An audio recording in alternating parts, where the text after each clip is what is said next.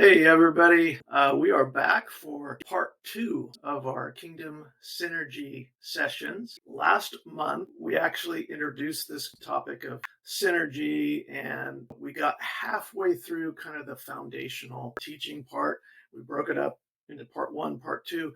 We're going to finish today, wrap this puppy up, and see where we go from there. Last month, we focused on this Greek word synerge that I just get all kinds of excited about. If you recall, there are two components to that Greek word in that, or the definition of that word.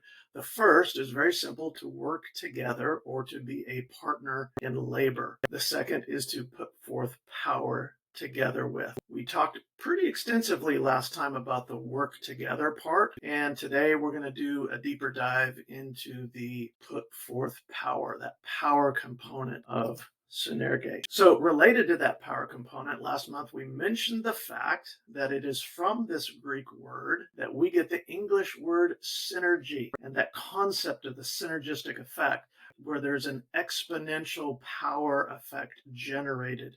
You can see the actual technical definition of synergy there on the screen, but it has to do with the sum of the whole is greater than the individual parts.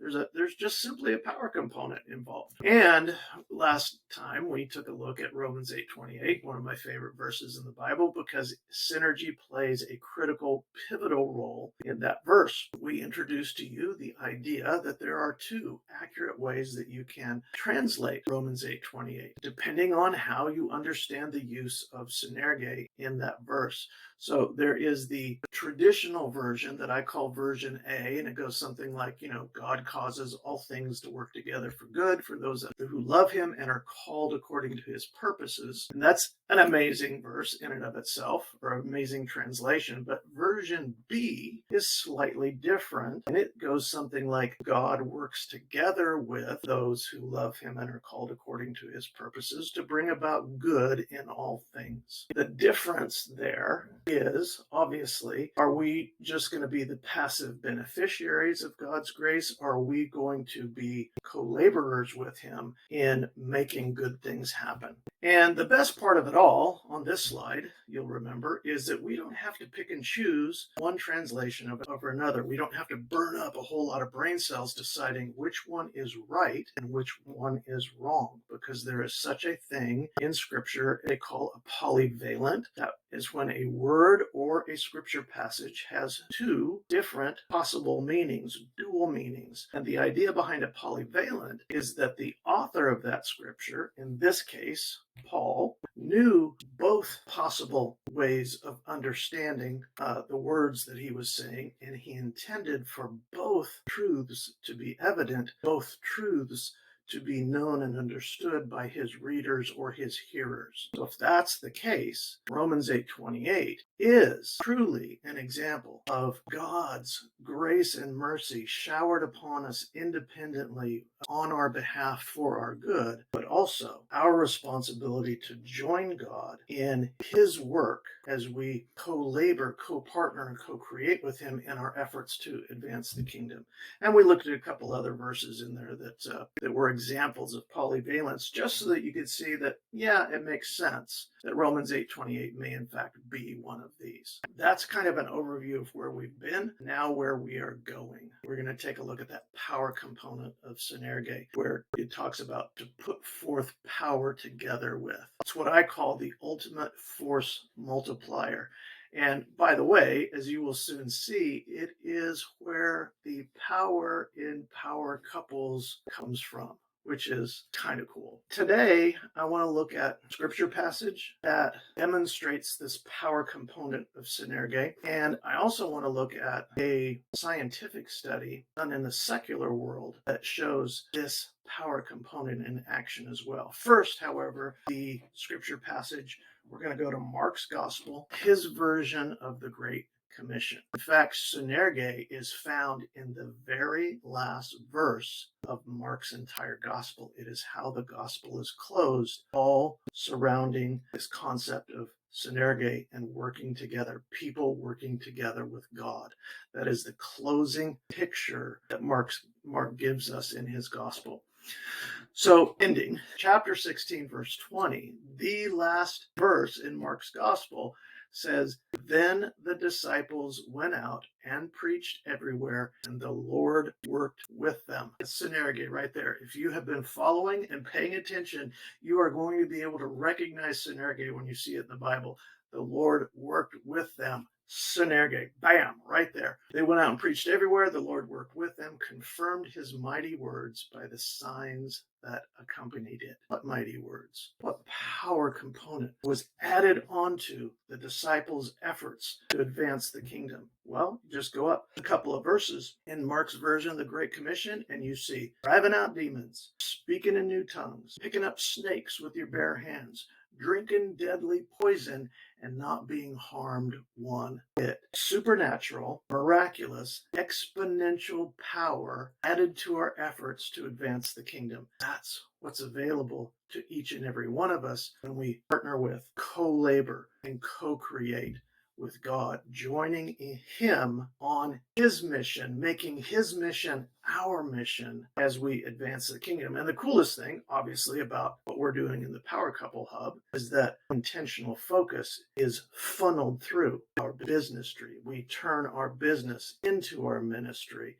and have access, because of our partnering with God, to that exponential power factor. It's really like, in many ways, what I think it is we are accessing his own power component. That's super cool. Okay, so now I want to move on to an example of synergy, the power component involved in all of this that's coming from a very unlikely source, coming from the world, secular science and technology experiments that have been going on for over 20 years in Princeton. This is a Princeton study on the interaction between humans and machinery. But this is what they've been looking for in their engineering department. They started this, I don't know when, but it went for over 20 years, gathering data, analyzing results, and coming to conclusions about how people interact with technology, machinery, instrumentation, levers and pulleys, and the whole nine yards. So what they did is they established first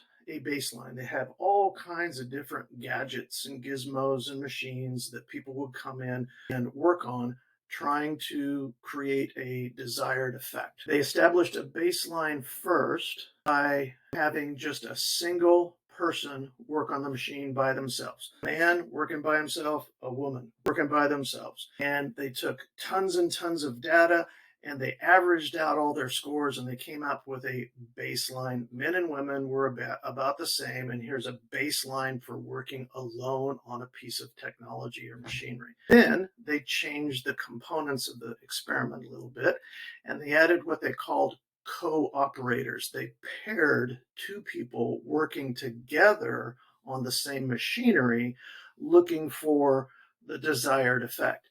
And the first time they paired people together, they paired people with the same gender. So two men working together on some machinery, two women working together on some machinery. A bunch of experiments, came up with the data, analyzed it, found that you added a second person of the same gender, results were not significantly different than the baseline when you were just working by themselves. I would have thought that maybe you increased the effectiveness, but they didn't really find that, not to a statistically viable level. So, changed the parameters of the experiment. They kept working with co-operators. Now they brought in different gender partners. So now they had a man working with a woman working with a man.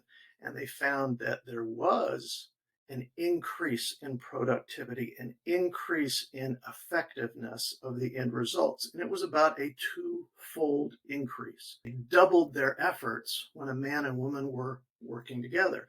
That was pretty interesting, pretty cool. Got way better than that. Changed the parameters of the experiment again and brought in, again, a cooperating two people together, opposite sex, different genders, but these two people were what they called a bonded pair. They were in relationship with each other. They were a couple. They were in love. When you added a bonded pair to the experiment, the increase in productivity and effectiveness was sevenfold. Nobody was expecting that. And let me just kind of relate this to you in a different way. If the baseline experiment, if the results of the baseline, just a single person working together on a scale from 0 to 100, if the baseline average was effectiveness level of 10, when they added a same-sex partner, their effectiveness stayed right around a 10. When they added a opposite sex partner that we're not in relationship with,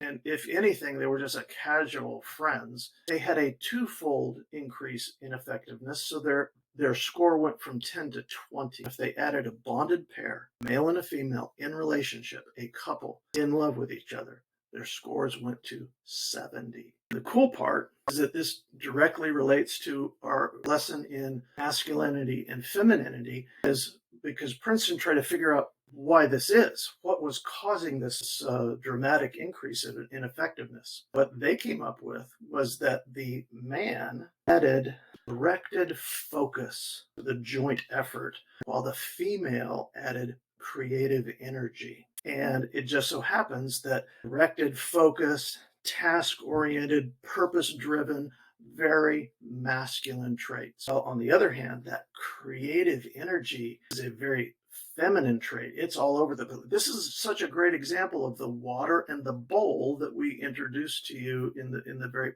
first part of our discussions on masculinity and femininity. The coolest part is that I don't think they had an explanation of why this didn't happen when they had just a regular male and female working together who weren't in relationship. To my knowledge, they did not address why there wasn't this sharp increase with the man's directed focus and the female's creative energy.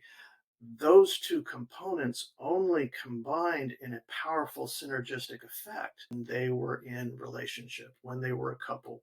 I don't think Princeton will go as far as what I'm going to say is I think that's simply a reflection of the fact that there is a spiritual component involved. It was part of God's original design for marriage in the first place.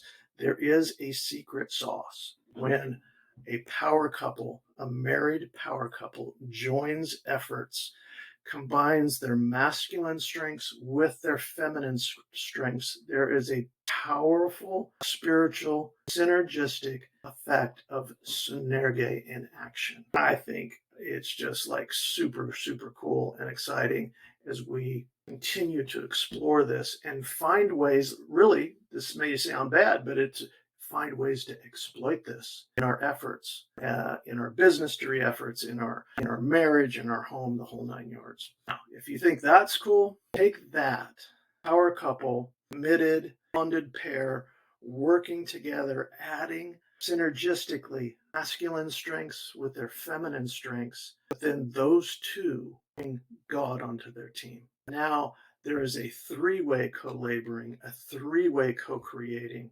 three-way partnership. The power component now is off the charts.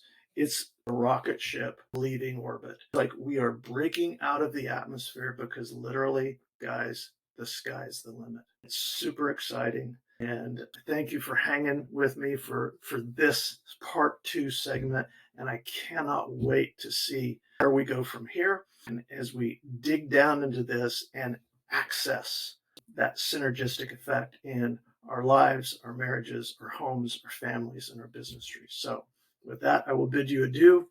Until next time, take care.